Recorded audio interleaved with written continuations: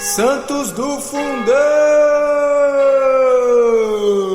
Fala, Santidade, tudo bem? Que alegria ter você aqui no Santos do Fundão. Como você já sabe, santidade é um chamado universal, certo? E a gente quer reforçar esse chamado mostrando para você a história de santos que foram jovens ou de mais idade, santos solteiros ou casados, religiosos ou leigos, santos místicos e principalmente aqueles que viveram a santidade no dia a dia, né? Minha gente, é isso mesmo, santidade é para todos nós, para mim, para você, não tem para onde a gente correr.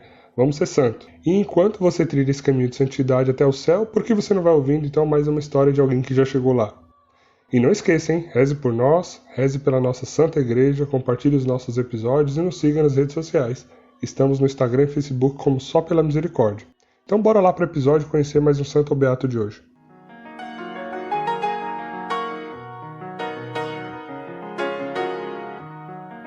E para o episódio de hoje eu tô aqui com... Dani Morango. Ana Marques. E eu, Marques também, mas não Ana, né? Só o Marques. Marques Júnior. Hoje a gente vai falar de uma beata extraordinária, né? Eu acho que a gente pode começar citando nosso caro amigo J.K. Chesterton. Ele tem uma frase que eu acho que se encaixa bem com o contexto da beata que nós vamos falar hoje, né? Porque ele diz: a coisa mais extraordinária do mundo é um homem comum, uma mulher comum e seus filhos comuns. Então vocês vão entender hoje por que nós vamos falar de alguém que era comum, mas era extraordinária. Era uma pessoa com um dom incrível, o dom de seguir e permanecer na sua vocação e também dons extraordinários. Hoje a gente vai falar da beata Ana Maria Taide, ou Taide, enfim. Acho que é a segunda opção, inclusive, viu? Você Ana tem Maria certeza Taide. que essa frase do Chesterton se encaixa para essa mulher? Eu tenho, eu vou explicar. Mas antes da gente começar a Ok. partilhar sobre a vida dela, vamos à biografia.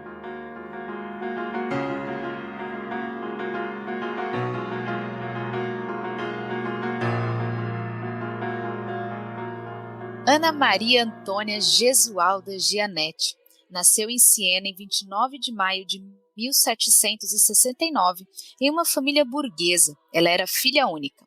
Seu pai Luigi herdara uma conceituada farmácia, considerada uma das melhores de toda a Toscana. Mas quando ela tinha por volta de 6 anos de idade, a família teve que vender todos os seus bens para pagar dívidas e foram morar em Roma. Desde então, os pais de Ana passaram a trabalhar como empregados em casas de família. Ana, por sua vez, foi matriculada na escola gratuita da Via Graciosa, onde acabou tornando-se a alegria das irmãs, devido ao seu espírito afetuoso, de verdadeira piedade e maneiras distintas. Ali aprendeu muitas coisas, mas devido à epidemia de varíola da época, ela precisou interromper os seus estudos, não aprendendo assim a alfabetização. Ela sabia apenas escrever o seu próprio nome. Não podendo estudar, ela se viu obrigada a trabalhar em um ateliê para ajudar nas despesas de casa. Com o passar dos anos, Ana tornou-se uma bela e vaidosa moça. Sonhava em constituir uma família. Aos 18 anos, saiu do ateliê e foi trabalhar como doméstica no Palácio Macarani, o mesmo em que seu pai trabalhava. A patroa gostou tanto dela que também empregou a sua mãe e deu alguns cômodos do palácio para que ela e sua família morassem. Casou-se aos 21 anos com Domênico Taide, um servidor do palácio do príncipe Tide. Nesse mesmo palácio, ela e seu marido fixaram residência num apartamento na ala de serviços, um presente do príncipe Tide ao novo casal. Ela entendeu que seu sacrifício consistia no amor e fidelidade ao sacramento do casamento e também no papel de mãe. Levava a fidelidade matrimonial muito a sério, cumpria todas as suas obrigações de esposa, era dócil, tinha um marido como seu senhor e era toda submissa e afetuosa a ele. Aos 21 anos, também teve seu primeiro dos 7 filhos, sendo que 3 morreram em tenra idade. Com o passar do tempo, começou a sentir um vazio muito grande na vida que levava, de bailes, diversões e vaidade. Buscando ajuda entre os padres, recebeu a notícia que havia sido escolhida por Deus para ser santa. Desde então, ao entender seu chamado, foi convertida e passou a ter dons místicos, bem singulares e sobrenaturais de sabedoria, discernimento espiritual, visões e previsões. Ela aconselhou todos os tipos de pessoas, do pobre ao nobre, dos leigos aos papas. Anos depois, pediu permissão ao seu marido para entrar na Ordem Terceira Trinitária e aos 39 anos recebeu o santo hábito trinitário. Sofreu de várias enfermidades em prol da Igreja de Deus. Morreu em 9 de junho de 1837, aos 68 anos. Foi beatificada há pouco mais de 100 anos, no dia 30 de maio de 1920, pelo Papa Bento XV, que a declarou padroeira das mães de família. O corpo da beata Ana Maria Taide, que prodigiosamente se conservou incorrupto, está guardado na igreja de São Crisógono, em Roma, numa capela a ela dedicada. Bom, gente, então pela biografia vocês já viram aí que uma dona de casa muito especial, né? Eleita por Deus para dons extraordinários também. Mas depois eu explico por que eu falei que ela tinha a ver com aquela frase do Chesterton. Mas vamos começar do começo, né? O que vocês acharam, então, conhecendo um pouco mais sobre a vida de Ana Maria Taide? Como foi essa experiência? Não, eu só vou entrar com um comentário de que, gente, a beata de hoje, ela não dá pra ser explicada, sério. O máximo que eu consegui aqui fazer foi fazer uma lista mesmo, quase que de A a Z, falando tudo que essa mulher foi capaz de fazer através de Deus, Lê. Pra gente, através de Deus, né? Pra gente conseguir ler aqui, porque, assim, eu acabei de entrar no time, né? Não tenho tantos conhecimentos de santos assim, mas eu nunca ouvi falar de alguns dons que essa mulher teve, gente. Isso não é possível. Como assim ela tem esse tipo de coisa? Eu nem sabia que Deus podia dar um dom desse. Deus é muito criativo, né? Pra dar alguns dons assim pra algumas pessoas, gente. E, aliás, ela já deveria ser santa, na minha opinião, tá? Vamos já rezar, gente, pedindo milagre a ela aí, ó, pra acelerar esse processo. Aí eu vou ser o contraponto da Aninha, né? Porque o que é muito da hora a parte mística dela. E ela fez muito com os dons místicos que Deus deu a ela. Mas os tapas na cara que eu recebi estudando ela foi exatamente o oposto. Foi pela vida ordinária dela. Pela esposa, dona de casa e mãe que ela foi. Isso acabou comigo. Eu vi algumas coisas também, viu, Dani? Que eu falei assim, ó, vocês vão ver, que meu marido não me escute. Mas pra mim ela foi santa. Porque ela não brigava com o marido dela. Como ela conseguia, gente? Não é possível. Nossa, esse eu foi não um dos... posso falar nada nesse episódio, né? Eu tenho que ficar em silêncio. Ah, você Marcos, fica quieta, por favor, aí. Fica quieta aí, Marcos. Não é possível, gente. Essa mulher é santa. Eu estudando, né? E eu falei exatamente isso pro Marcos. Eu falei, meu Deus, eu tô muito longe. Ela não reclamava. Como ela não reclamava? Ela era dócil, o marido chegava todo bravo, estressado e ignorante do trabalho, e ela acolhia e fazia tudo bem. E tá tudo bem. Tipo assim, ela não falava, o que você tá descontando em mim? O que tem a ver com isso? Não, gente, ela permanecia dócil. Pelo que eu estudei aqui, ela entendia, ela se compadecia por ele ter chegado assim, e foi dessa forma que ela conseguiu ir modelando ali o marido, né? E quando fala que ela não reclamava, né? Só pra dar um tom, eu que gosto de números assim, né? Foram 48 anos casada, né? E o marido fala que ela nunca reclamou em 48 anos. Então, pra você ver realmente como ela era, né? Então. É por isso que ela já é santa. Não precisa nem de milagre, gente, na igreja. Já é santa por aí. Não, e assim, a gente voltando assim, só um pouquinho, né? Voltando aí na história dela, eu li aqui, tem um livro chamado Matrimônios Santos, que tem várias histórias, né? De casais e tudo mais. E aí tem a história dela com o Domênico.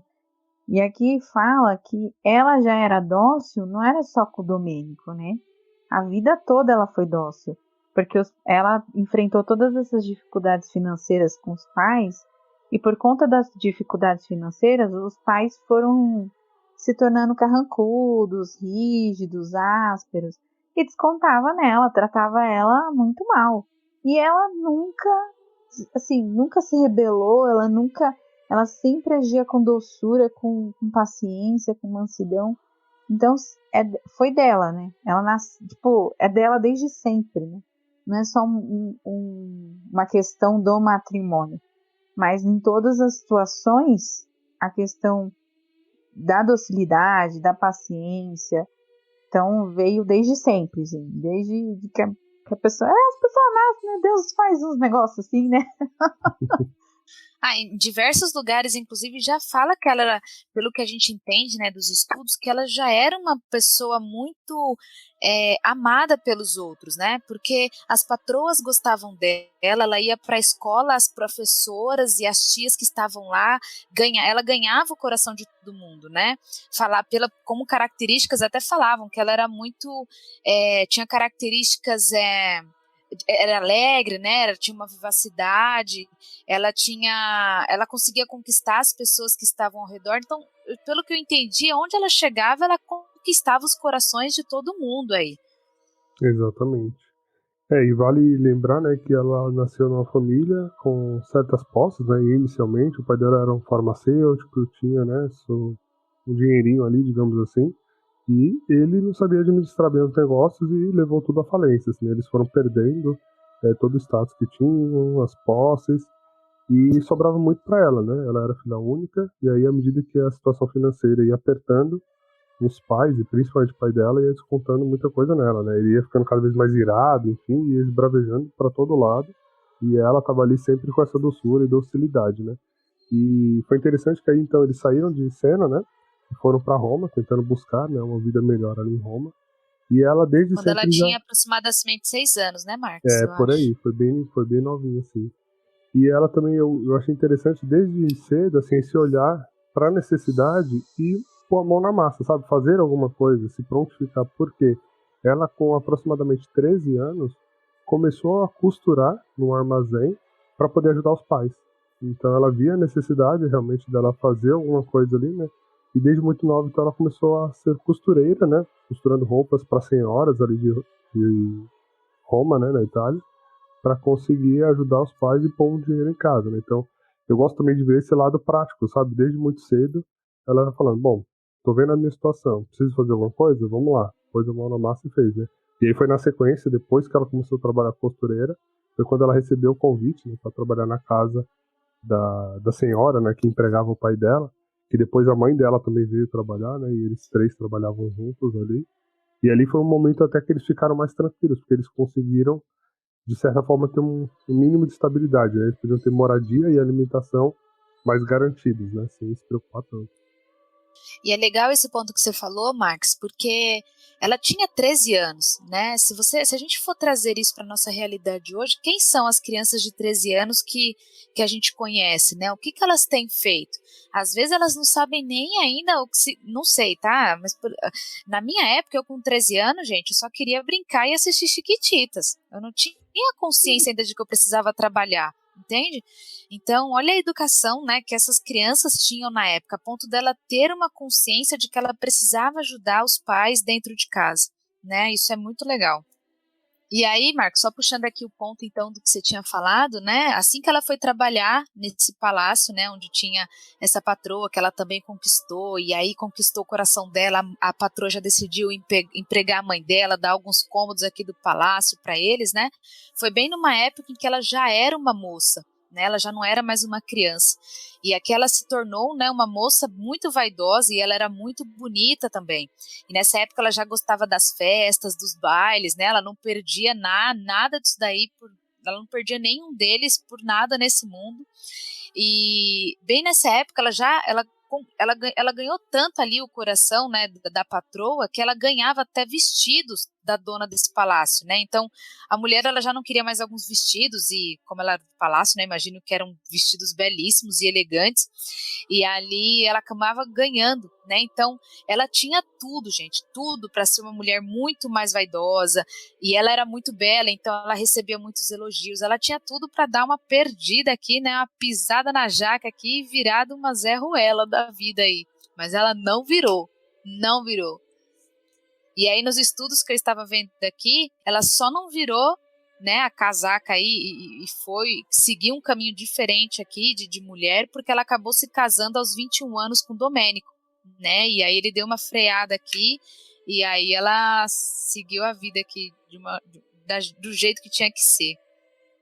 Quando ela casou, ela começou a sentir que uma necessidade de uma vida mais interior, né? Assim, mais centrada, digamos assim, né? Então, essas vaidades e essa vida de moda, de baile, de não sei o que, já não a preenchia, já não fazia tanto sentido para ela. Então, foi nessa época realmente que ela casou, ela começou a sentir uma necessidade de se voltar mais para dentro e de estar mais em Deus, né? De conhecer a Deus, né? De pertencer realmente a Deus, enfim, de buscar mais a Deus. Então foi um momento que começou uma transformação mais profunda aí na vida dela, né? Ela já era uma pessoa diferenciada, já era uma pessoa que conquistava, cativava e tinha todas essas qualidades, mas ainda não era exatamente aquela santa, né? Não era convertida, né? Então. Ela era uma moça de bom caráter, mas não era religiosa, digamos assim, vai. Aos dias de hoje a gente costuma dizer que são católico não católicos de BGE, sabe? Católico não praticante, católico de BGE, né? Porque ela e o Domênico, eles se diziam crentes, né? Ou seja, eles tinham uma crença, eles acreditavam em Deus, por exemplo, mas não faziam nada com isso, né? Assim, olha, eu acredito em Deus. Ok, é como se isso fosse uma afaga no meu coraçãozinho, né? Pra não dizer que eu sou totalmente descrente, e vida que segue. E aí, acho que os 3 primeiros anos, né, do matrimônio deles, foi nesse ritmo, assim, de deixa a vida me levar, né? E foi quando ela teve esse clique de falar, não, peraí, preciso sair da superfície, né? Preciso mergulhar um pouquinho e começar a dar o próximo passo aqui. Parece que pelos estudos, assim, foi do nada.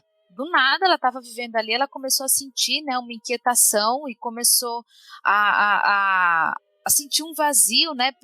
Que a vida que eles estavam levando ali parece que já não preenchia, né? Ela sentia que a vaidade, aquela vida de bailes, de ir em teatros, né?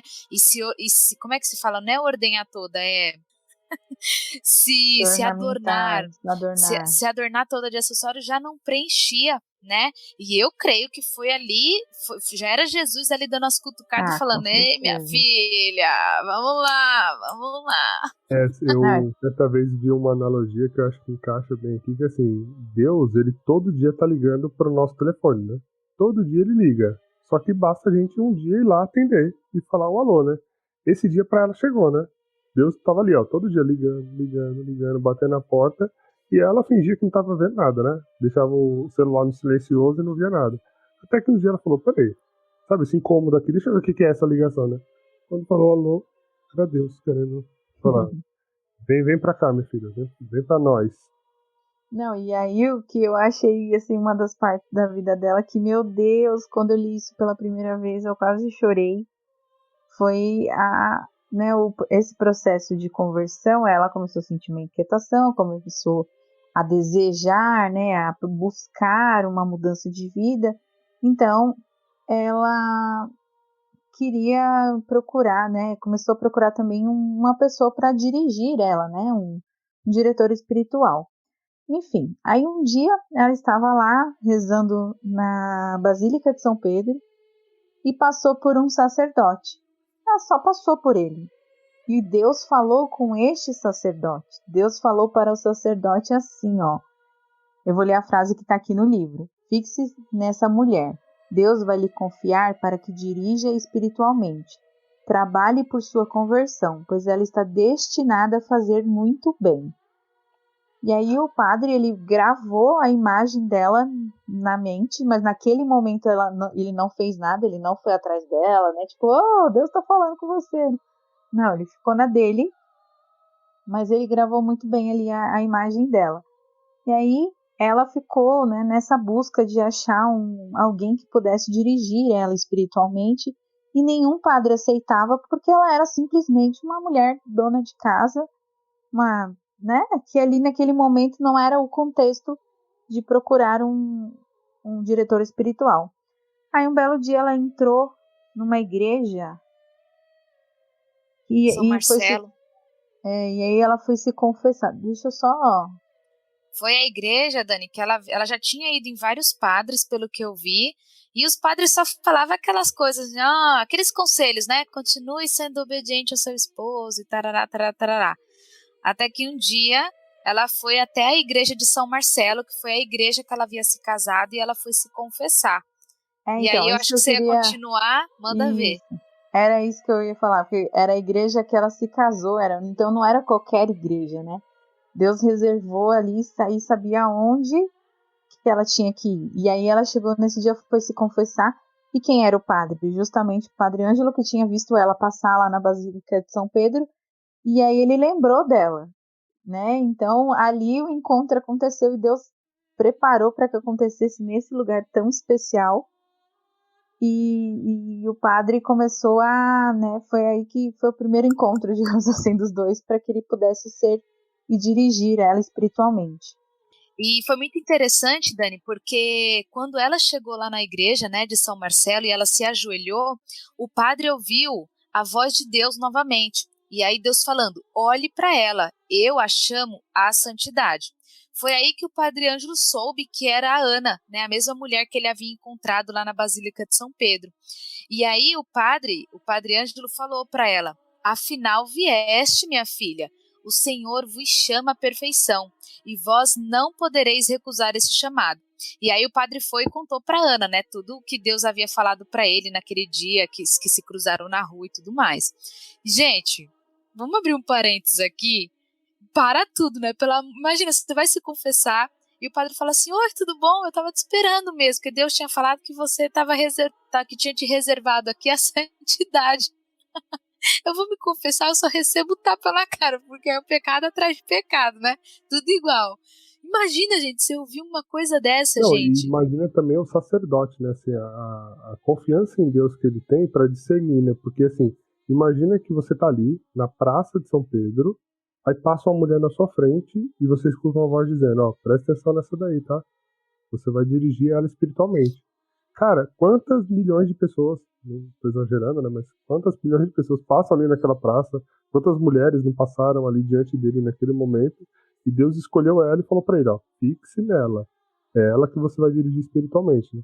E é interessante ver realmente que, assim, como vocês falaram, né, ela foi em várias paróquias, bateu na porta de vários padres, e ninguém quis ser o diretor espiritual dela, né? Então, ela já estava quase que desistindo, né, digamos assim, de procurar um diretor e foi se confessar, né? Algo que todos nós fazemos, né? E como você falou, é só pancada, né? É tipo o UFC, é só cotovelada e vambora. Baixa a cabeça, fala os pecados, vambora. E o padre, né, com essa sensibilidade de ouvir Deus, né? Se fosse eu falasse, tá de brincadeira, né? Eu ia falar pra ela assim, ó, me apresenta aí uma carteirinha de Deus aí. Se você tiver algum selo dizendo que foi Deus que mandou, eu acredito. Se não, vida que segue. Não, Mas não, né? Esse sacerdote, de fato, inspirado por Deus também. É engraçado você falar isso, porque em outras situações, né, a gente já viu aqui outros santos que a gente gravou, em que os padres têm mania, às vezes, parece de falar, não, isso aí é coisa da sua cabeça, não viaja, né, não é a voz de Deus, deixa isso pra lá e tal. E é importante ter esses padres, né, que sabe reconhecer mesmo a voz de Deus, consegue separar, ter o discernimento do que é a voz de Deus e o que é da própria cabeça. E ter a coragem de chegar ali no confessionário e falar assim, olha, minha filha, eu sei do que eu tô falando, confia em mim, Deus te quer para ser santa. Porque, você tem que ter muita confiança naquilo que você está falando para chegar. Se eu chego lá no confessionário e falo um negócio desse para mim, eu tenho um piripaque na hora. Além dela ter aceitado, ele tinha muita sabedoria e coragem em falar, olha, não, vem cá, Deus me falou isso. Imagina se ele tivesse enganado, né? A pessoa... Exato. E aí eu acho que a gente já pode aproveitar para puxar o gancho de outra coisa e a gente fazer um merchan, que é, o padre falou para ela o seguinte, Deus te chama à santidade. Ele chama todos nós, né, a sermos santos. Como está na Bíblia, inclusive, né, ser de santo como o vosso Pai é santo. E nós estamos aqui há mais de 40 episódios falando de pessoas que chegaram lá, atingiram essa meta, e eles foram, como ela, uma dona de casa, né, uma mãe de família, casada. A gente já falou de quem era mais velho, de quem era mais novo, de leigo, de religioso, de criança. A gente já falou de todos os de jovens, sabe? A gente falou de Carlo Acutis, que nasceu depois de mim e já é beato. E eu tô aqui batalhando firme e forte nessa vida. Então, assim, é um chamado universal a todos nós, né? Então, é legal que isso fortalece ainda mais, né? O que a gente vem falando há 40 episódios, né? Sejam santos, minha gente, sejam santos. É isso que Deus espera de nós. Não menos que isso, tá?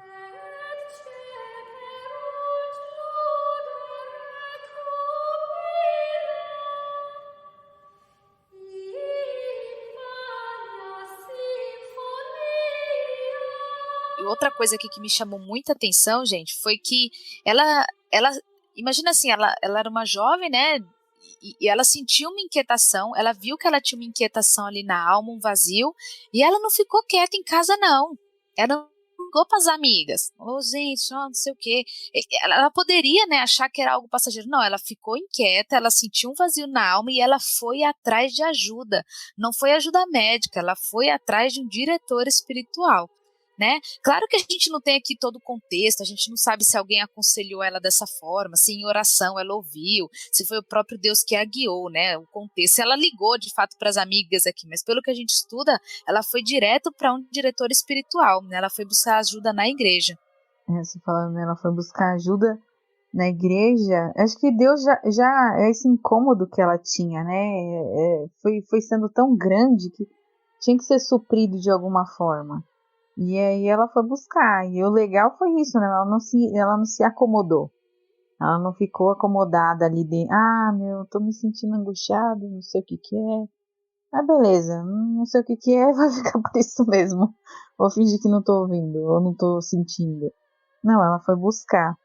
E aí, assim, depois que ela encontrou, né, o Padre Ângelo, ela disse que esse foi o momento da conversão dela. Ali no primeiro encontro com o Padre Ângelo, ela considera como sendo o momento da conversão dela. Aí, a partir disso, ela começou a se dedicar, né, a fazer mais orações, mortificações. Então, ela foi se aprofundando cada vez mais. Foi através disso que também ela foi conseguindo transformar o marido dela, né, transformar ali aquele temperamento rude e tudo mais, mas a muito custo de muitas coisas. E aí eu vou ter que ficar citando o livro, tá? Depois vocês ouvintes vão lá atrás que vale a pena. Depois o Mark coloca aí nas fontes. Então ela fala assim no livro, né, que ela foi buscando, foi fazendo penitências e tudo mais. O Padre Ângelo às vezes freava ela, porque ela queria fazer penitências a mais, então que isso poderia prejudicar a saúde dela, então ele não deixava, mas mesmo procurando, vivendo essa... E aí isso é uma das coisas, assim, um parêntese meu, é uma das coisas que muito me chama a atenção nela, que é essa questão de que ela conseguiu equilibrar o lado espiritual, de oração, místico, de tudo que ela vivia, sem nunca abandonar a questão dona de casa, esposa, mãe, né? Então ela não se perdeu, né? Eu acredito que muito por ajuda também do padre que ajudou, mas ela não se perdeu nesses papéis. Ela manteve a sua vocação, né, Dani? Ela foi chamada. Sim, ela manteve a vocação dela de esposa, dona de casa, mãe, mas sem também deixar de atender o chamado a ser quem ela é, quem Deus reservou para que ela fosse, né? A mulher mística. Enfim, fez muita coisa aí que a gente ainda vai falar sobre o lado místico dela. E o que é legal, Dani, desculpa te interromper, Imagina. Mas só nesse negócio que você falou, né? Porque não era uma religiosa, né? Às vezes eu fico pensando assim, é muito mais fácil uma religiosa ser santa. A pessoa reza o dia inteiro, reza o rosário o dia inteiro, não sei o que o dia inteiro. Agora, para nós, não. E ela conseguiu manter uma perfeita vocação, né? Manter perfeita a sua vocação, foi excelente na sua vocação e ainda assim, né, fazer outros propósitos que Deus tinha para ela. Então, e é isso mesmo, ela não se perdeu nos papéis, né? Conseguiu equilibrar, ela não era uma religiosa, era uma dona de casa.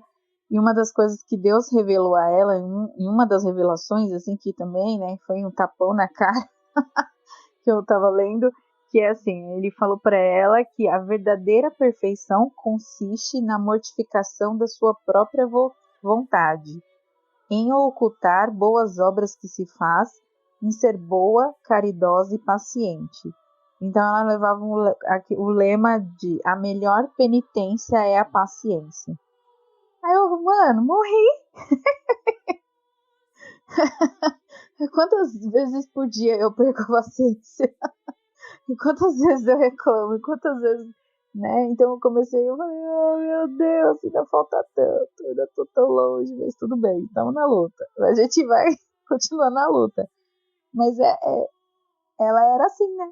Ela a paciência era uma virtude dela, mas que também a levou para a santificação dela, né? Tipo, então ela vivia isso como algo que Deus disse a ela também. Então, não era só que ela nasceu paciente, ela era perfeita. Talvez em alguns momentos, como você disse, a gente não tem o contexto. Talvez em alguns momentos ela teve vontade de perder a cabeça. Mas ela entendeu que aquilo era também uma mortificação e ali seria uma transformação, né? E aí, talvez o marido dela também foi muito transformado por conta disso. Então foi uma das coisas assim que me chamou muita atenção. Eu tenho que fazer um paralelo dela com Santa Francisca Romana. Então, gente, quem não ouviu o episódio de Santa Francisca Romana, vá lá. O Marcos sabe o número, eu não sei. Ele vai falar aí pra vocês. Mas era outra esposa, dona de casa, que tinha um lado místico e que soube viver também as duas coisas sem se perder. Então, assim, estudando sobre a Ana Maria, me lembrou muito também o episódio de Santa Francisca Romana, que também mexeu bastante comigo.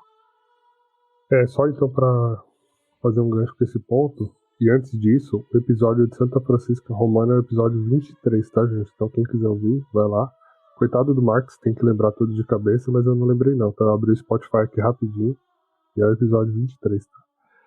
E uma coisa que eu fiquei pensando, né, nesse episódio, assim, nesse ponto que vocês falaram agora, né, porque alguns ensinamentos que eu fui tentando buscar, lendo sobre ela nesse ponto, assim, né. Primeiro que ela queria fazer penitências e mortificações realmente muito rigorosas, né, e o padre, sabiamente, falou, não, pode parar com essas ideias aí malucas, não precisa de tudo isso. Por quê? Ele falou pra ela, a partir do momento que você casou, você não é mais só sua, você também é do seu marido e dos seus filhos. Então você não pode fazer algo que vai atrapalhar a sua vocação. Você primeiro tem que garantir dar conta da sua vocação, que é ser mãe, que é ser esposa, sabe? Que é servir dentro de casa, na sua família doméstica. E aí, hoje em dia, quantas pessoas, né? Não sei, vocês que estão nos ouvindo, né? Quantas pessoas, muitas vezes, a gente vê nas nossas paróquias que a pessoa passa o dia inteiro enfurnada dentro da igreja, dentro da paróquia. Na paróquia, na igreja, é um poço de santidade, mas em casa, cara, não tem paciência, não tem amor com os filhos, não tem, sabe, não cuida. E o cuidar em tudo, né, por exemplo, tanto pro marido quanto pra esposa, né, pros dois, assim, sabe. É o cuidar sei lá, deixar a casa em ordem, as coisas limpas, arrumadas, sabe, pra ter, né, um cuidado ali. Então, ela mostra pra gente que, primeiro, cuide da vocação ao que você foi chamado. E isso para mim também foi um processo, sabe? Para eu entender isso e aprender, porque eu achava assim, ok, eu casei, né? Então eu e a Dani, casados, temos nossos filhos e tal, mas eu preciso servir milhões de pastorais para poder, sabe? Para Deus achar que eu tô aqui, que eu existo, que eu tô vivo, eu preciso servir em milhões de lugares. Não, se meu chamado é o matrimônio, minha vocação é essa, então eu preciso manter isso em dia. Eu garantindo que a minha família tá bem, sabe, tá bem guiada, direcionada, que eu e a minha esposa estamos conseguindo cuidar e dar uma boa educação para os nossos filhos, aí sim, se eu conseguir, além disso, servir em alguma pastoral, amém. Se não der, beleza. Deus tá vendo que eu tô cumprindo meu chamado e minha vocação, né? Então acho que esse é um ponto que ela vem nos ensinar, né? E aí, aqui nesse ponto, é onde linka com a frase do Chesterton que eu falei. Por quê? Para ela só era uma simples mulher, casada com um homem muito simples, que tinham filhos simples, e onde estava todo o lado extraordinário disso, né? Porque é na família mais simples, mais humilde e mais pacata que Deus simplesmente olhou e falou assim, quer saber? Eu vou encher essa mulher de dom, vai. Deixa eu escolher ela aqui pra derramar um pouquinho. Assim, ele pegou a jarra dos dons místicos e começou a derramar em cima da cabeça dela, né? Não, ele deu todos. Deu todos. Não Todos existe mais um dons, pouco, tá né? tudo com ela. Exatamente. Então, assim, o que é mais bonito é ver isso, né? Que, assim, pra ela era sempre muito simples, muito humilde, né? Ela rejeitava tudo. Tanto é que, para dar um exemplo, assim, né, dessa questão da humildade dela, né? Certa vez ela curou uma mulher que era muito rica, né? Ela tem esse dom de cura também, né? Entre todos os outros dons que ela tinha. Então ela curou uma mulher que era uma senhora muito rica. E a senhora, óbvio, né, em gratidão, ofereceu para ela, né, uma soma grande, uma quantia grande de dinheiro, e ela na lata já mandou, né? A Deus eu não sirvo por interesse. Agradece a Santa Virgem, não a mim. Vida que segue. É uma mulher simples, como na humildade dela, querendo só servir a Deus e a família dela. Né? Eu posso ler aqui. Desculpa, gente. O livro é muito legal. Ele tem 3 páginas falando sobre ela, mas é fantástico. Posso ler um testemunho do Domênico falando sobre ela na família? E o legal, olha só a coisa, né? Ele foi testemunha no processo de beatificação dela. Então, aos 91 anos de idade, ele foi testemunha da sua esposa ali, que foi, né, que estava acontecendo ali o processo da beatificação.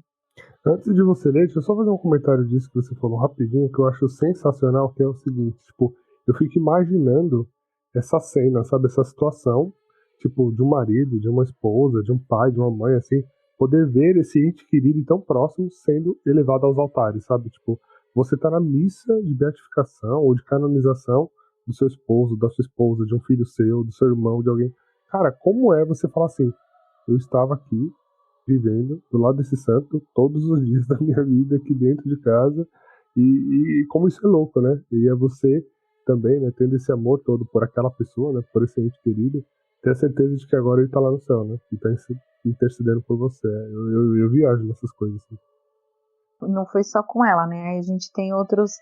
Aí a gente vai citar Santa Giana Beretta Molla, que o marido foi, né? Esteve lá presente também. Enfim, aí tem vários, né? Vários e vários não, mas aconteceram alguns desses casos. E realmente eu não consigo nem imaginar como seria. Enfim, eu vou ler aqui só um trecho que ele fala, ele descreve como que ela era em casa, né? O que ela fazia. Então era assim, ó, acontecia frequentemente que chegando em casa para trocar de roupa, encontrava muita gente desconhecida que vinha consultar a minha mulher. Mas ela logo que me via deixava qualquer um, mesmo que fosse um monsenhor ou uma senhora importante, para me atender, servir-me a comida e ajudar-me com esse imenso carinho de esposa que sempre teve comigo. Era perceptível que o fazia de todo o coração. Ajoelhar-se-ia para tirar-me os sapatos se eu tivesse permitido. Para mim, para meus filhos, Ana Maria era a felicidade da família. Ela mantinha a paz no lar. Apesar de que fôssemos muitos e de temperamentos diversos. Então, assim, eu vou parar por aqui. Se você quiser, você lê o livro. Recomendo. Mas olha só o Domênico falando, né, sobre como que ela era. Ela era a felicidade no lar. Ela não media esforços tanto para o Domênico quanto para os filhos. Aí a gente vai, né, eu sempre me lembro assim que o humor da casa é a mulher. É a mulher, assim, que tem esse dom de modelar, de regular o humor da casa. Então, eu já ouvi isso em alguns lugares e eu sempre meditei muito sobre isso, porque se a gente tá pé da vida e tá naquele dia atacado de humor, você pode prestar atenção que todo mundo ao redor fica também. Então os filhos ficam irritados, o marido fica irritado, todo mundo fica irritado, aí fica todo mundo bravo, começa aquela coisa. Mas se você se esforça e tenta manter ali, né? Então, assim, o marido não estava num dia bom, o filho estava num dia irritado, estava naquele dia mais difícil, mas aí você segura o humor, aí você tenta transformar a sua casa, tenta transformar aquilo que os seus filhos estão sentindo, tenta mediar ali os conflitos. Então, você vê que a coisa vai se transformando e é a mulher que tem esse papel. É muito louco isso, parece uma coisa pesada, mas ao mesmo tempo, se a gente olhar, não é uma coisa, né, não é para ser pesado. Mas olha a riqueza que a gente tem e olha a responsabilidade também que a gente tem na mão de modelar, né, tornar o ambiente familiar um ambiente mais leve, mais agradável. Né? E aí eu me lembro muito assim, um padre falou para mim também recentemente, estava com algumas questões, porque Enfim, não sou Ana Maria Taide, tenho muitas dificuldades, ainda estou muito na luta para ser uma boa esposa, uma boa mãe. Então, mas ele falou isso para mim recentemente também, ele reforçou muito isso. Ele falou, olha como você está e olha para a tua casa. Então, assim, seja mais leve, foi isso que ele me disse, seja mais leve, a sua casa precisa disso, né? Seus filhos precisam de uma mãe mais leve, sua casa precisa, seu marido precisa, então seja mais leve. E isso, assim, quando eu fui estudar sobre ela, enfim, fiquei fazendo os links todos aí, falei, tá bom, já entendi, preciso melhorar, tô falhando nisso, né? Tô sendo aí a mal-humorada da casa, tô sendo o Domênico da casa.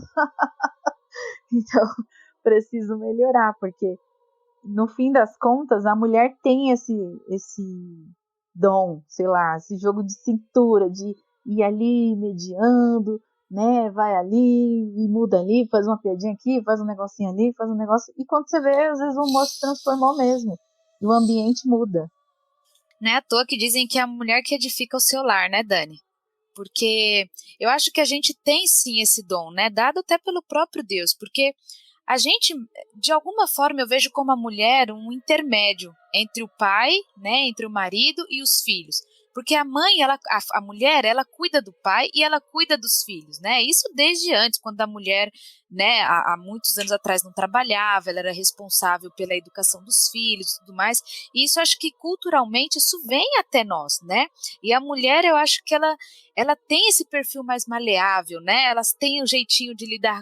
É como Maria, né? Se você vai pedir alguma coisa, você vai pedir direto para Maria, para que ela vá falar com seu pai, que é Jesus, para que ela fale de um jeito mais amigável. Pô, por favor, nosso filho lá, dá o que ele tá pedindo ali, é um carrinho novo, dá lá para ele.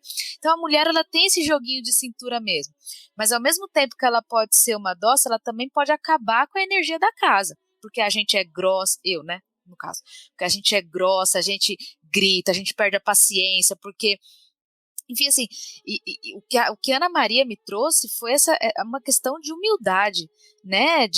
Cara, ela se ajoelhava para tirar o sapato do marido, e a mulher tinha os dons que, se ela quisesse levitar, ela podia levitar, mas ela preferia se ajoelhar e tirar os sapatos do marido, né? Ela trabalhava, cuidava dos seus da casa, cuidavam de milagres de pessoas que vinham atrás dela, e ainda assim, ela não ficava assim do tipo, meu Deus, eu tenho 300 coisas para fazer, eu tô cansada, é tudo comigo, vá tirar o sapato você, pega seu filho e vá dar banho nele, que eu tô aqui cuidando de uma fila de gente que tá aqui na porta da minha casa querendo milagre. Não! Então ela tinha ali uma humildade de, gente, espera só um minutinho que meu marido tá precisando de mim, e priorizava o seu lar, né, o seu marido acima de tudo, né, e não é à toa que o padre falava, né, que a mortificação dela, a principal jejum, né, a penitência dela era o seu lar, porque, gente, dentro do lar, era isso que eu ia falar, assim, a gente tem oportunidade para ser santo a rodo. É que a gente acha que o santo tem que ser místicos, né? Levitar, ter as chagas aqui. Mas a própria Beata Chiara Lúcia, né? Ela ainda não é santa ainda, mas ela não tinha nada disso, né? Então a gente tem oportunidade para ser santo a rodo dentro de casa. E a gente que tem família, né? Que tem um matrimônio, é mais ainda. Por isso que eu até brinquei no começo, falei que essa mulher já é santa só por não brigar com o marido dela. Né? Eu poderia ser santa também, era só aqui, ó, não discutir com meu marido, não achar que tá tudo comigo, que eu tenho que fazer 50 milhões de coisas, não, mas me calar, servir por amor, a penitência que eu sou chamada, que já tem um monte dentro de casa, quer limpar, lavar a louça já é penitência, como isso aí, lavar a roupa, já é penitência aí, minha gente. Então, a gente perde essas oportunidades, eu acho, sabe? Querendo ser muito dono de si, não vendo, na verdade, esse servir como algo para Deus. Eu acho que a gente perde a oportunidade de se santificar nessas coisas de casa. Tentando pegar um pouquinho de cada coisa que vocês falaram, né? Acho que a primeira delas, e acho que todo mundo que está ouvindo a gente vai concordar, né? Só para reforçar um ponto, vou até falar rápido, porque não precisa reforçar tanto, mas é importante dizer que é comum, né? Todos os maridos, eles estão sempre de bom humor, radiantes e tal. Eu acho que todo mundo vai concordar, isso é básico, assim, né? Mas beleza, pula essa parte, aí deixa eu chegar no outro ponto. Que a mulher era tão mística, né, Aninha? Que assim, ela podia tirar o sapato do marido estalando o dedo igual o Thanos, né? O sapato sairia sozinho, né? É tipo isso. Mas não, ela ia lá, ajoelhava na humildade, ia servir. E eu acho que o ponto importante, como até a Dani leu no livro, é que, olha que bacana, né? Um pouco do que eu falei da vocação, né? Ela podia estar lá com a rainha, não sei da onde, com a senhora mais rica e importante de Roma, o monsenhor, não sei do que lá. O marido chegou, ela falou, peraí, gente, rapidinho, segura aí, porque assim, ela ia na hora servir a vocação dela, né? Que era a casa, era o lar, era a família. Então o marido chegou, ela ia lá, deixa eu colocar comida aqui, cuidar pro meu marido, ver se ele tá bem. Tá tudo certo? Tá. Aí ela volta lá, deixa eu fazer mais um milagre, deixa eu dar mais uma orientação, né? Deixa eu contar a profecia que Deus me disse aqui para o Monsenhor, para ver o que funciona e tal. Então, assim, isso é muito bonito de ver, né? Que é, de fato, essa vocação, né? Que eu tava falando. E aí um outro ponto que linka, assim, com o que você falou também. Primeiro ponto, assim, né? A igreja, ela vai canonizando os santos para nos dar modelos e referências. Ela fala assim, ó, tá vendo essa pessoa aqui, ó? Ele, com todos os pecados dele, com todos os defeitos dele, ele seguiu esse caminho aqui e chegou no céu, tá vendo? Então, se você quiser pegar essa estrada aqui, então seja a estrada de Chiara Lute, seja a estrada do Beato Carlo Acutis, seja de Santa Francisca Romana. Se você fala assim, nossa, eu tenho muitos filhos e sei lá o que, eu não sei o que fazer e tal, beleza, vai ver São Luís e Santa Zélia, os pais de Santa Teresinha, são modelos, né? São sempre... Por que eu digo isso? Porque todo mundo que alcança o céu é santo. É santo.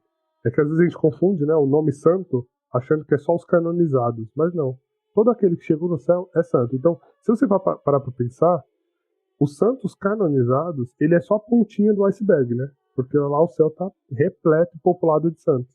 E aí conecta com o que você falou na questão de ser santo no dia a dia, né? As oportunidades que a gente tem. Por quê? Eu acredito que Deus, ele não fica torcendo para ninguém ir pro inferno. Ele não fica falando, não, eu não vou dar essa oportunidade não. Ela poderia ser santa, mas não. Quer saber? Vou. Não, não fica, gente. Pelo amor de Deus. Deus quer encher o céu do maior número de almas e santos possíveis. Então, o que eu acho, tá? Não é nada que a igreja fala, sei lá, mas eu acredito muito nisso, que assim, Deus nos colocou no melhor mundo possível. Sabe? Tipo, ele fez o Marx neste período em que eu vivo, para que já existisse Spotify, computador, e eu pudesse gravar o Santo do Fundão, para que eu tivesse o contato frequente com a vida dos santos, para que isso fosse um caminho e uma forma de eu olhar para as coisas de Deus, olhar para a vida dos santos, e isso me dá um chacoalhão, e eu tomar vergonha na cara, e pelo menos querer ser santo, né? Porque se eu vou chegar lá, só Deus sabe, mas pelo menos que eu tenha essa vontade. Porque se eu nascesse talvez lá em 1800 e bolinha, que não ia ter nada disso, eu ia ficar lá encostado, de boa, vendo a vida passar, sem fazer nada. Então, assim, bom fleumático. Bom fleumático que eu sou, eu ia ficar de boa, só pensando no nada. Então, assim, eu acho que Deus, ele coloca a gente no melhor mundo possível, onde a gente vai estar com as ferramentas necessárias para ser santo. E é isso que você falou, né? Ser santo é uma escolha, é uma decisão, né? Quando a gente escolhe a santidade, a gente começa a ter esse olhar, aí a gente vai fazendo tudo por amor, a gente vai colocando Deus em todas as coisas. Aí a gente vai aprender com Santa Teresinha a ser aquele passarinho, mas com uma alma de águia, né? Um coração de águia, como ela falava. Então, é nesse caminho, acho que é por aí, né? O céu, gente, deve ter um monte de santo que a gente, obviamente, não sabe, que é santo só porque nunca gritou em casa, que é santo porque lavava a louça elogiando o passarinho a Deus. Deve ter santo a rodo, gente, com coisas ordinárias do dia a dia. E a gente não sabe, né? Porque a gente, lógico, vai saber daquilo que chega até nós, e aí geralmente são santos místicos, né? E tudo mais. Então é que a gente acha, né, que a mística é o que faz a pessoa grande, meu Deus. Não, gente.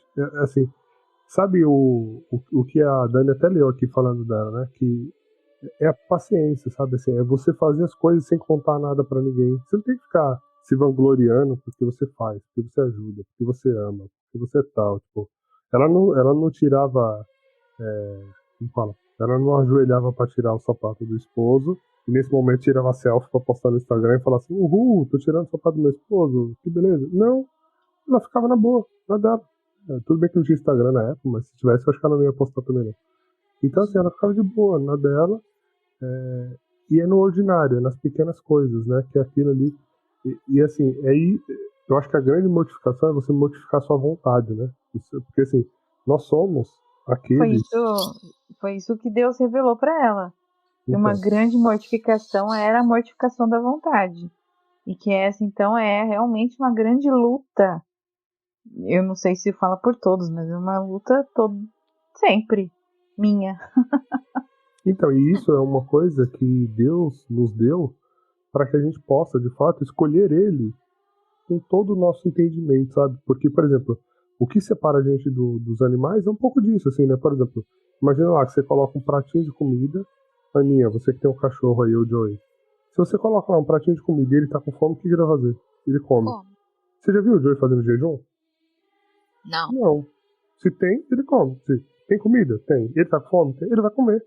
Porque ele não tem controle das vontades dele, é instinto, né? É uma coisa que tá além disso. Nós não. Eu posso sentir fome e falar assim, bom, por Deus, eu não vou comer aquela pizza maravilhosa que tá ali na mesa me esperando. Eu posso escolher isso, sabe? A gente pode escolher se mortificar por amor a Deus. Então, é nessas pequenas coisas. Eu falei jejum, só um exemplo, tá? Só pra vocês entenderem. Eu posso escolher não comer, mas você pode escolher não ir para algum lugar. Você pode escolher não, sei lá, assistir alguma coisa que você queria muito, mas para ficar em oração. Assistir é não falar também. Porque, então, por exemplo, ela tava lá, ela foi lá tirar o sapato do marido dela. A gente tá falando do sapato aqui, gente, mas não é exatamente isso, tá? Não é porque você tem que tirar, tipo, o chinelo do seu marido. Então pode ser qualquer coisa. Mas quem garante que por dentro ela não tava xingando, brava, meu Deus, lá, um monte de gente lá fora, tendo arrumar e desamarrar. Por dentro ela podia estar sentindo um turbilhão de coisas. Mas ela, né, pode ser de duas formas. Ou ela, como é que é o nome da palavra que vocês falaram, gente? A mortificação. É o fato dela ir lá e tirar o sapato e tudo mais, ou o simples fato dela não ir lá reclamando, blasfemando, falando um monte de coisa. A penitência dela foi se calar. Ela se calou, se falou, por dentro estava pegando fogo ali, talvez, né, gente? Tô chutando aqui. Mas não falou, né? O outro pode ser, não, o simples ato do servir ali, espera todo mundo lá fora, tem um monte de coisa para fazer, mas aguarda aí, gente. Então, mortificação dentro de casa é o que não falta. É o que não falta. E eu queria só complementar que, assim, uma coisa que eu fiquei pensando aqui, vendo vocês falarem, é que, às vezes, né, e aí você vai vindo a transformação do nosso coração.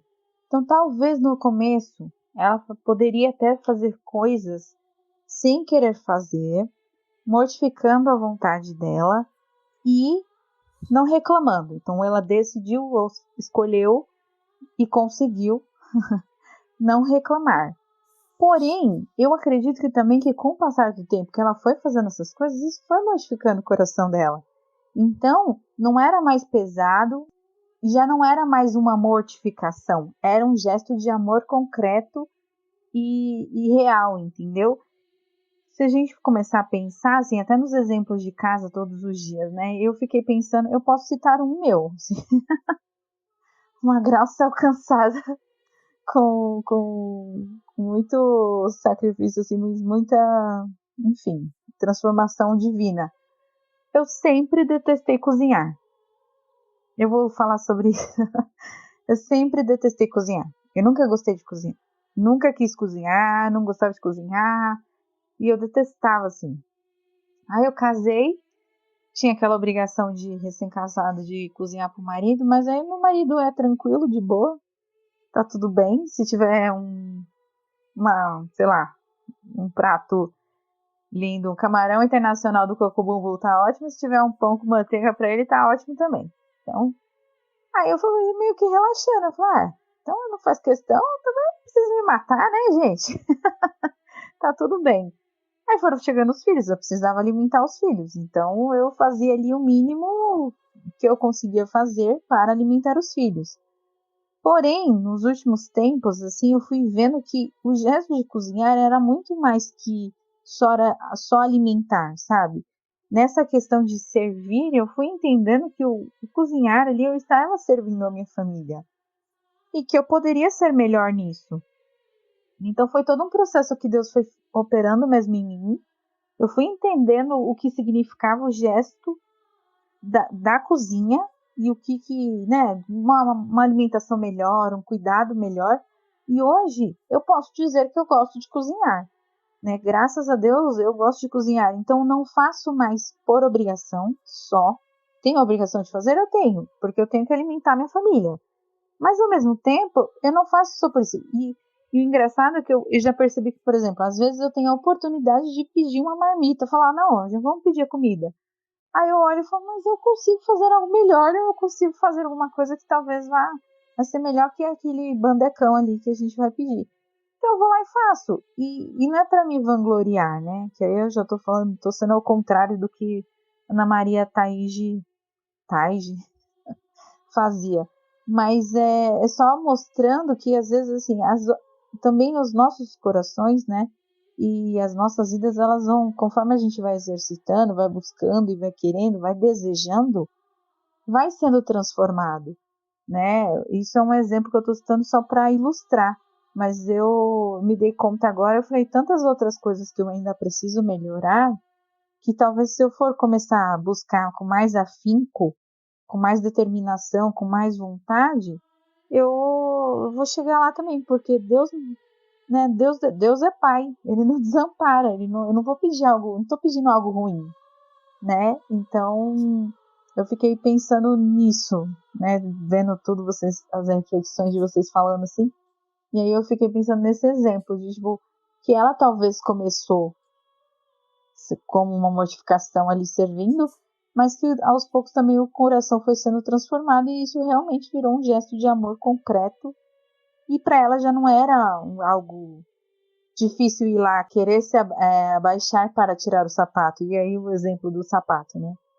Mas entre outras tantas coisas que ela fazia pela família.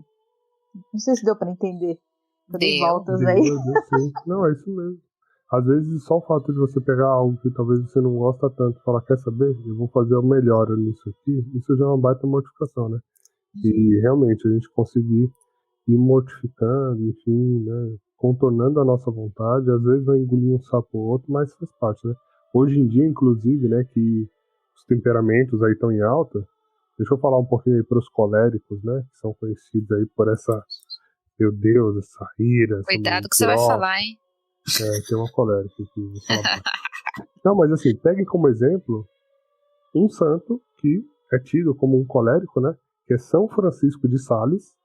E um colérico daquele, ele é conhecido como o santo da mansidão. Olha só, você fala, meu, como é que pode um negócio desse? Pois é, minha gente, pois é. A gente ainda vai fazer um episódio sobre ele um dia, quem sabe, mas enquanto eu ia você falar espera... Isso. Eu ia falar, tá gente, quer conhecer a gente? Tá na lista. Um dia a gente vai gravar sobre ele. Nossa, a lista tá parecendo um catálogo do Google, né? Tem 300 Não, já falei, nossos filhos vão continuar o podcast, porque a lista só aumenta. Então é isso, né? Às vezes é mortificando a nossa vontade e isso também é um caminho de santidade, né? E minha gente, até agora a gente só falou do ordinário, hein? Nem falamos da místico dessa mulher, gente. Vamos entrar agora um pouquinho, só para antes da gente chegar na parte final ali do que a gente aprendeu com ela, um pouco desses dons místicos, né? Quem quer comentar aí um pouco de quais eram esses dons ou trazer algum exemplo pra gente? Poxa, a Aninha fez a lista. Não foi bem assim. Vamos lá, gente. Vamos entrar aqui então na parte mística dessa mulher, né? Porque foi uma das coisas também que mais me chamaram a atenção, né? Então, além dela se manter fiel ali, né? Como a gente já falou, a sua vocação de mãe e esposa, veio junto com ela, né? A partir do momento que ela aceitou, né? A conversão e todo o chamado de Deus, veio com isso vários dons, né? Ela tinha visões, ela tinha revelações, ela previa o futuro, ela passou por muitos sofrimentos, também curou muita gente, né, muitos milagres. E isso aqui, gente, era o cotidiano dela, tá? Era a rotina. A minha rotina é limpar a casa. A dela era sair distribuindo curas assim, ó, né? Como se fosse nós aqui cortando tomate pro almoço. Dela, né, acho que a Dani já até comentou, ela transformou a casa dela no verdadeiro santuário, né? Ela tinha várias imagens, vários símbolos religiosos, ela tinha uma lamparina que sempre ficava acesa em honra da Virgem Maria. Inclusive foi através dessa, acho que dessa lamparina aí que ela conseguiu curar a netinha dela que teve um probleminha no olho, se eu não me engano. E ela tinha também, gente, uma pia que sempre tinha água benta, não podia faltar. De jeito nenhum água benta, porque ela falava que essa água benta ela afugentava os demônios, né? E aqui já vale até um parênteses antes da gente entrar aqui nos dons dela, porque, gente, a gente precisa lembrar das ferramentas que a gente tem para expulsar o mal de nossas vidas e usá-las. Um cristão, gente, precisa ter uma água benta em casa, ele precisa usar, ele precisa ter um óleo, um terço, uma Bíblia. São armas da guerra, meu povo, né? E essas armas aqui a gente não usa só em batalhas como retiros, não. A nossa batalha aqui é contra o mal, ela é diária. Ainda que seja silenciosa, ela é diária. Né? Cada oração nossa aqui, cada mortificação, cada silenciar nosso é uma batalha. O silenciar aqui para eu não matar, não enforcar o meu esposo aqui porque ele não lavou a louça, é uma mortificação e isso incomoda sim o inimigo. Então a gente precisa ter aqui a nossa batalha. Ou a gente precisa ter as nossas ferramentas, os nossos escudos aqui, né? Não sei se eu posso falar, mas não sejamos imbecis, pelo amor de Deus, tá? Bom. Outra coisa também que eu acho lindo nessa mulher, gente, a escolhida por Deus para ser santa. Ela se mantinha na humildade, gente, que ela pediu o consentimento do marido dela para entrar na ordem terceira trinitária. Eu não sei o que é uma ordem terceira trinitária, mas sei que é uma ordem lá. Se alguém souber aí explicar o que é uma ordem terceira trinitária, pois é, ela entrou numa ordem aí. E, gente, assim, ó, presta atenção, ela tinha, quando vocês virem aqui a lista de dons que essa mulher tem, né, e ela ainda assim pediu o consentimento. Oi, meu senhor, tudo bem? Posso entrar na ordem? E ele deixou, né? E eu aposto aqui, gente, que tem a mão de Deus aqui, né, para essa permissão. Porque imaginem, ele casou com uma mulher do bem, mas ela era super vaidosa, que gostava de festa, ela era, né, ela era uma outra mulher aqui. Ele casou com um tipo de mulher. E do nada, ela mudou. Não foi ele que mudou. Ela mudou. Né? E ele teve que... Ele aceitou isso, né? E passou a ter imagens na casa dele. Ela mudou o lar, decidiu entrar aqui para uma ordem. E apesar dessa mudança toda, ele aceitou. Né? E aí é como o nosso querido Isaías disse. Acho que eu vi numa live ontem de... Nossa, lá no Só Pela Misericórdia, né? Uma seguidora que até falou. Acho que foi a Carol Ana Marques, se eu não me engano. Ela falou que agindo Deus, quem impedirá, né? Então, Deus queria. Então, ninguém iria impedir que essa mulher ela conseguisse fazer aquilo que Deus queria, nem mesmo o marido. E ele não barrou em nenhum momento, né? Ele deixou. Exatamente. Só para comentar, Aninha, a ordem terceira, né? Muitas ordens religiosas, ela tem essa ordem terceira para que os leigos possam, né? Adentrar ali a ordem, até fazer um certo nível de votos ou de se consagrar, né, mas sem necessariamente ser religioso ou virar religioso, né? Então, no caso da ordem terceira trinitária, era uma ordem chamada, né, Ordem da Santíssima Trindade, por isso trinitária, né? Então ela fez parte dessa ordem, né, como leiga mesmo, né? Ou seja, ela não deixou o lar, não deixou a sua vocação, o matrimônio, para virar religiosa, mas ingressou nessa ordem. Então vamos lá, minha gente, vamos fazer uma lista aqui, ó. Vamos lá. Porque a nossa memória aqui é limitada. Vamos para os dons dessa beata maravilhosa Ana, né, que foram dons, assim, ao meu ver, extremamente singulares e especialíssimos, né? Aos 22 anos, gente, ela passou a ver um globo de luz sobrenatural, né? Eu não vou explicar aqui, tá, a imagem desse globo, porque em palavras vocês não vão conseguir imaginar na cabeça de vocês. Sugiro que vocês deem um Google aí, tá? E procurem essa assim que você colocar o nome dela vai aparecer, tá? Ela começou a ver esse globo, né, o que a gente chama aqui de sol místico. Esse sol, essa imagem, era como se fosse um espelho, ficava a 1 metro de distância na frente dela, a uns 20 centímetros acima dessa cabeça. E o que era, né, gente? O que era esse sol que ficava ali na frente? Era sol que todo mundo queria. Ele era tipo, gente, vamos chamar aqui de espelho mágico, tá? Aquele da Branca de Neve lá. Então, nossa, foi essa analogia, assim, tipo, essa comparação aí que eu também fiz. É isso, gente.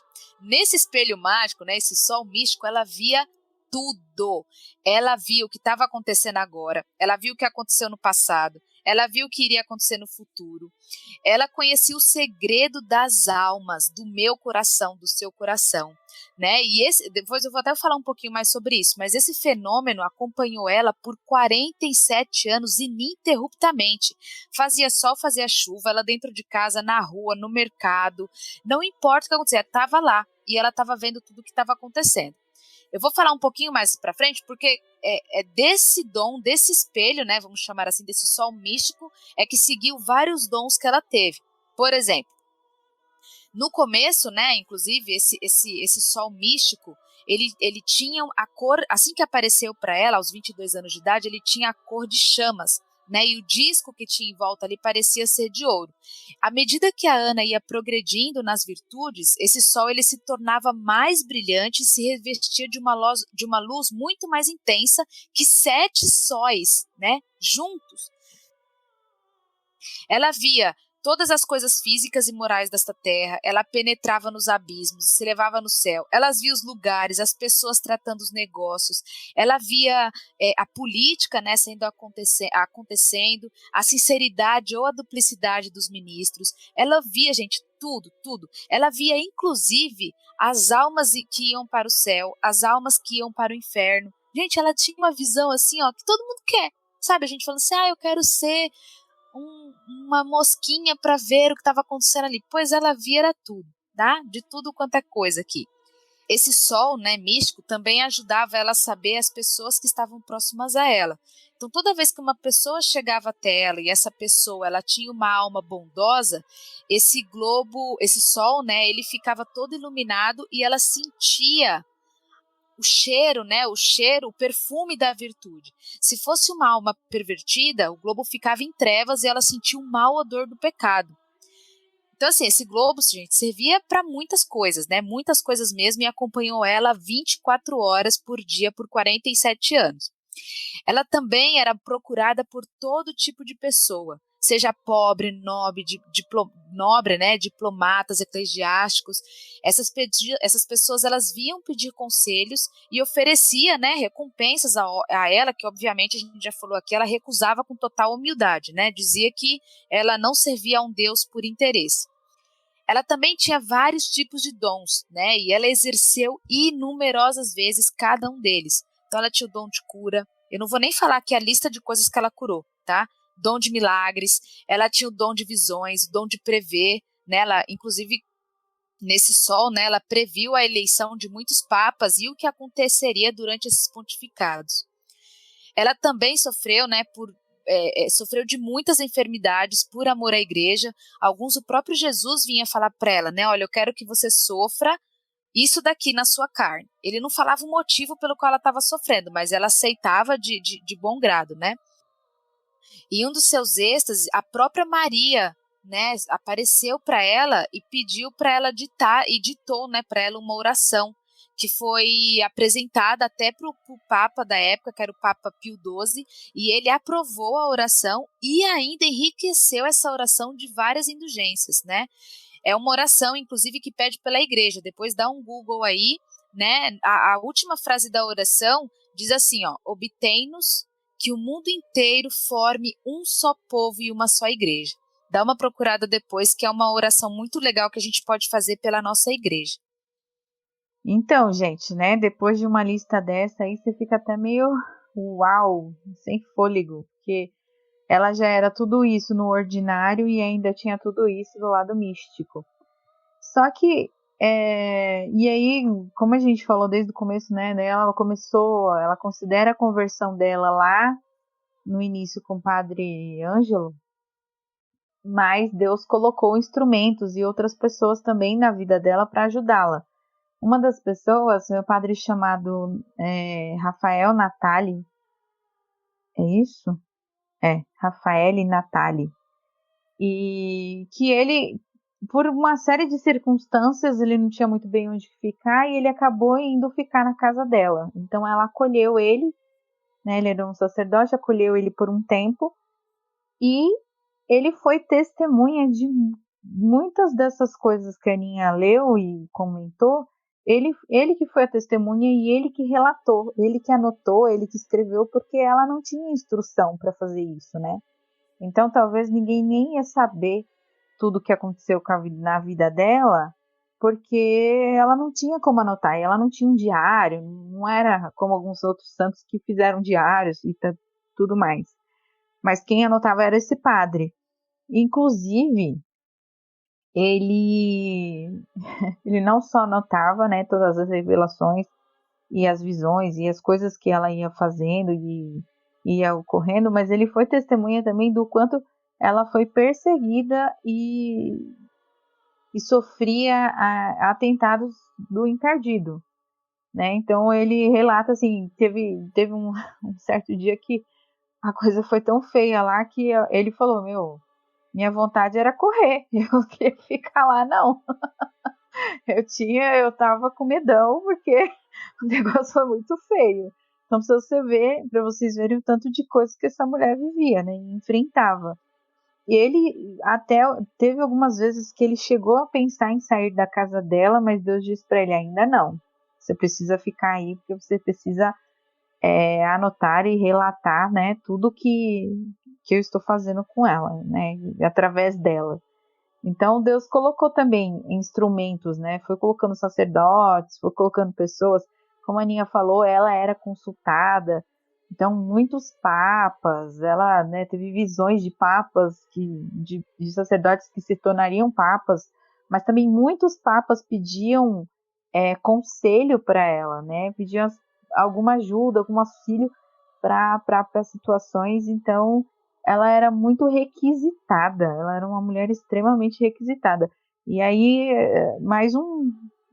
só mais um detalhe, né, de quanto ela é santa mesmo, porque ela ter todo esse trabalho de atender todas essas pessoas e ainda manter a casa dela em ordem, em dia, com marido, com filhos e tudo mais, é de Deus, Dani, filho, é de Deus. e ainda tendo uma televisão aqui, ó, vendo tudo que tá acontecendo, que ela tinha que ter um olho no peixe e outro no gato para saber pelo que tinha que rezar.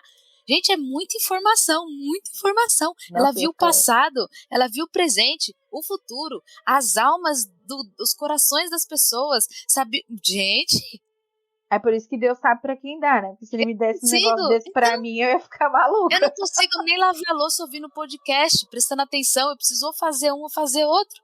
Não dá, gente. Imagina a rotina dela, né? Assim, preparando o almoço, ali a panela no fogo, e alguém batia na porta, ela ia lá fora, põe a mão na cabeça e falou assim, que Deus te abençoe, meu filho.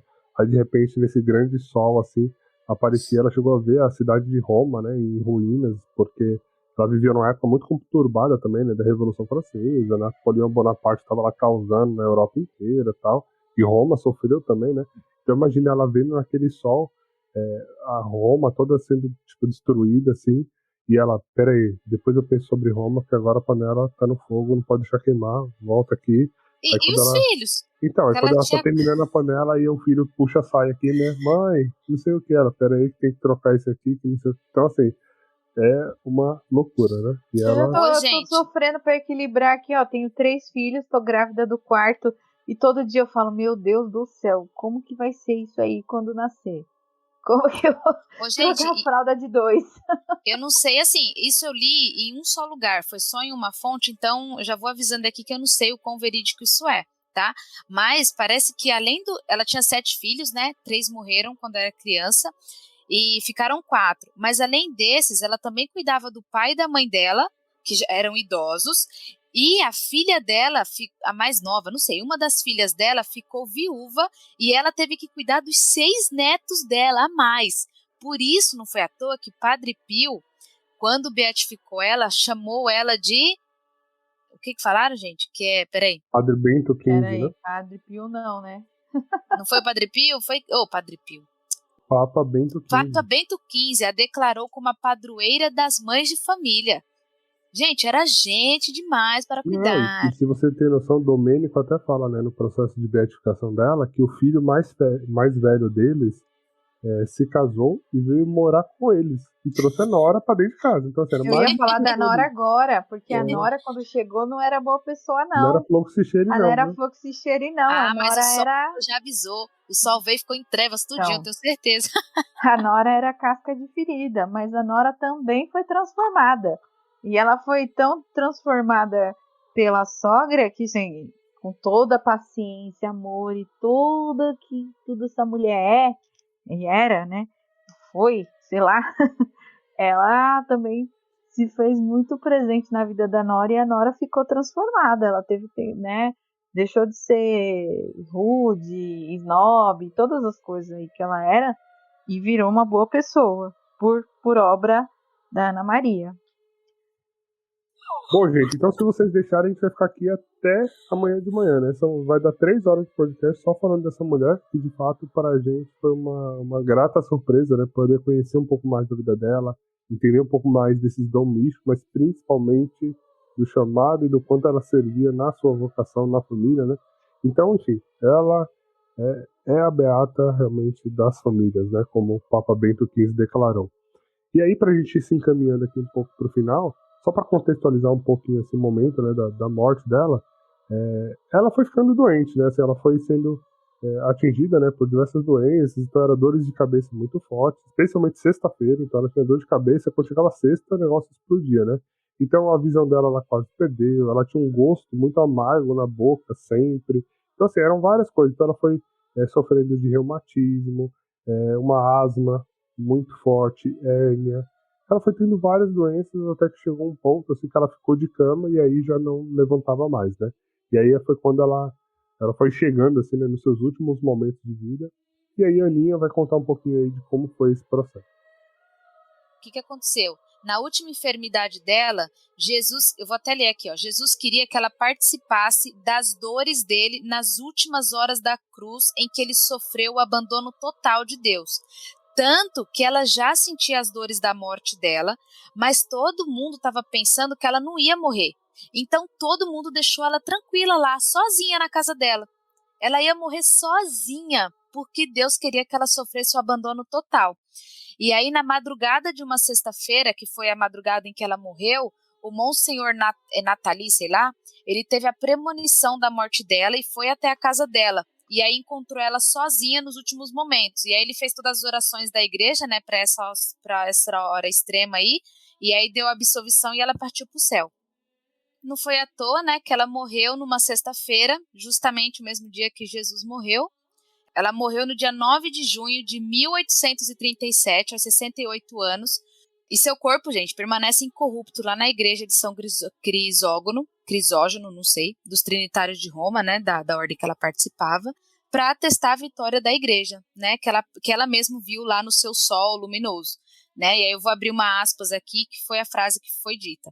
O Senhor quer purificar o mundo e sua igreja, para a qual prepara um renascimento milagroso, triunfo de sua misericórdia. Queria dizer nada não, mas aqui, ó, só pela misericórdia de Deus, tá tudo interligado, gente, numa coisa só. É isso aí, muito bom, muito bom. E agora, pra gente se encaminhar para o tradicional final, sim, por mais que a gente já tenha falado muito no meio do episódio, eu quero ouvir de vocês. O que a gente aprendeu com a beata Ana Maria Taide? Começa você. Deixa eu começar aqui, porque as meninas aqui estão ainda nesse processo, né, de tanta coisa que elas aprenderam ao longo do episódio, elas vão escolher ali uma que marcou bastante, né? Mas para mim o que fica principalmente, a maior lição que eu tiro, né, da vida da beata é vocação, gente. Foque na sua vocação. Se você tem a vocação do matrimônio, seu primeiro chamado, você tem que se entregar e você tem que morrer pela sua família, assim como Cristo morreu pela igreja. Então é isso, assim, eu acho que a gente não olha tanto pro matrimônio como uma vocação, sabe? Muitas vezes a gente deixa, tá no automático, né? Ah, todo mundo casa, então parece que não é algo especial, sabe? Não, é uma vocação. Se Deus chamou a uma vida matrimonial, cuide, dê o seu melhor e, assim como Cristo, né? Faça pela sua família aquilo que Cristo faz pela igreja, né? Acho que esse é o maior aprendizado que eu tiro da vida dessa beata hoje. Eu não vou ser a última não, porque a penúltima rouba o da última, entendeu? Eu vou falar agora. Eu já tava assim, não, é melhor não ficar por último. Não, eu vou falar rápido. Vai rolar um fight aqui, gente. Vou falar, pode, Dani? Fala aí. Não, são 300 milhões de aprendizados, né? Vamos combinar. Mas o que eu vou escolher aqui para o dia de hoje é a oportunidade que Deus nos dá de sermos santos nas coisas ordinárias mesmo, né? Na questão de se mortificar no seu matrimônio, se mortificar para lavar uma louça, ficar quieta quando há vontade de gritar, por mais que você tenha razão, você fique quietinho ali, engole o choro. Então, acho que é isso, as imensas possibilidades que Deus nos dá de sermos santos, não através do misticismo, mas através do nosso dia a dia, né? Cada dia que amanhece, a gente tem uma nova oportunidade de viver uma virtude. Uou! Ai, não, por último não dá, né? Eu nunca mais fico por último. Gente, eu passei um episódio inteiro dizendo coisas que eu aprendi com a mulher. Como é que eu resumo agora? Não resumo. Você escuta o episódio e eu aprendi tudo isso aí que eu falei. Escolhe uma. Vocês escolhem. Assim, ela me chamou, como eu falei no começo, ela me chamou muita atenção pelo ordinário dela, né? Por ela ser uma dona de casa, mãe, esposa. Hoje eu sou dona de casa, mãe, esposa.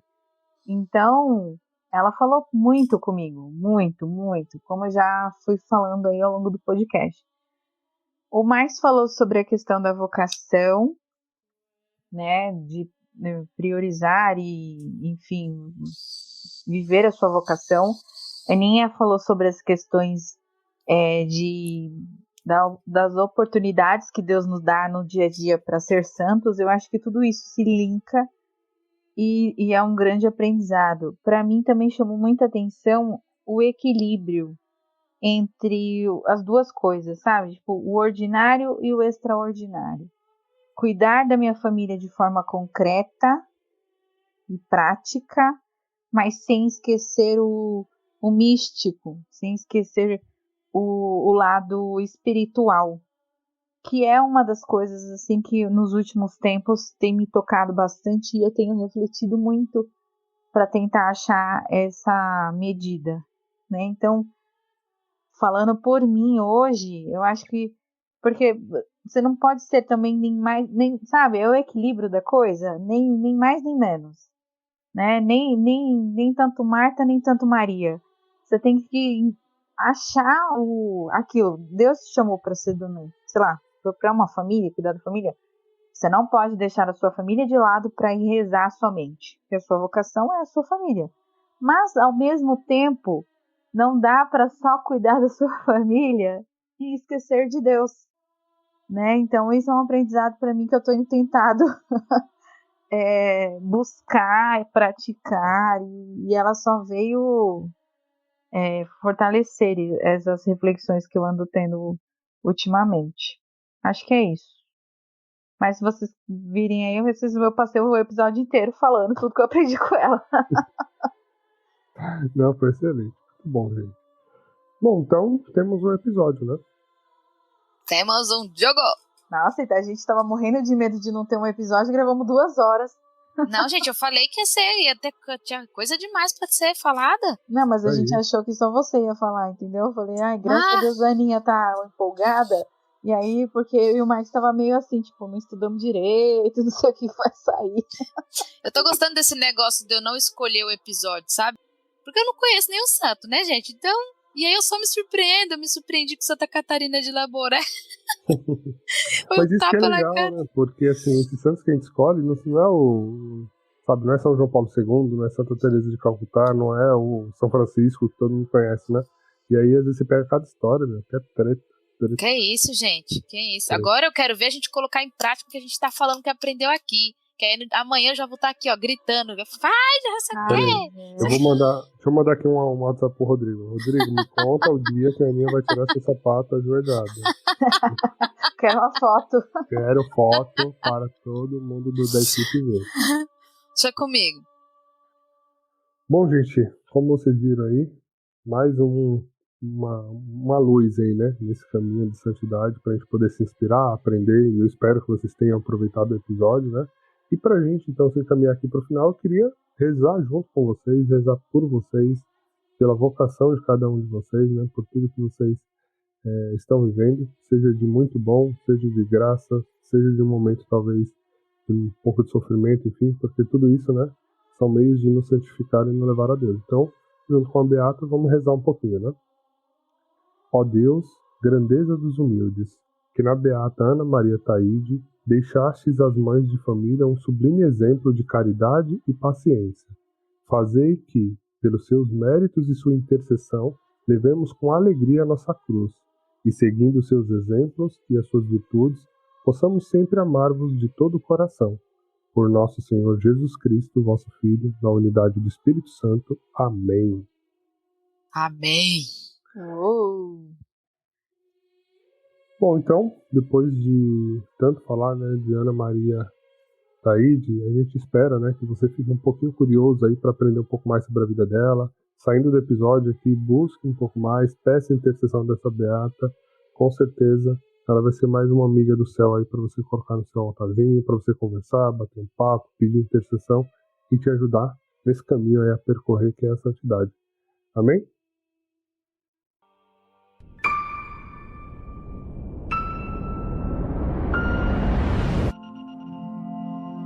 Então, pra gente fechar, a vida de santidade é só pela misericórdia.